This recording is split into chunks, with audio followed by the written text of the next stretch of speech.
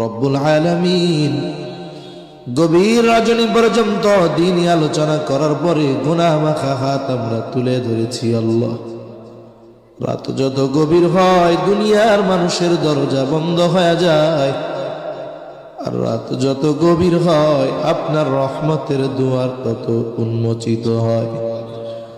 আল্লাহ, আমরা গুনাহগার, আপনি গফফার। আয় আল্লাহ, আমরা গুনাহ করতে ভালোবাসি, আপনি ক্ষমা করতে ভালোবাসেন।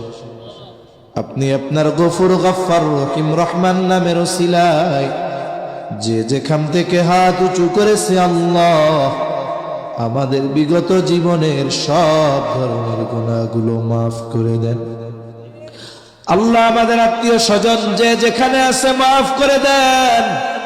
খাস করে যারা দুনিয়া ছেড়ে চলে গেছে মাফ করে কবরগুলো আপনি জান্নাতের টুকরো বানায়া দেন রব্বুল আলামিন।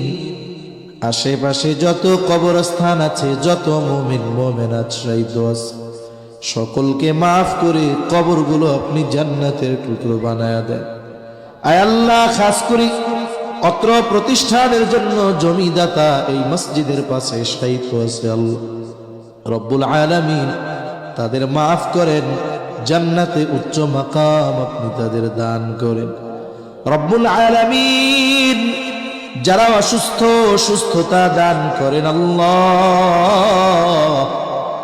রব্বুল আলামিন। আমাদের ইসমাইল ভাইয়ের সন্তান অসুস্থ, সুস্থতা দান করেন।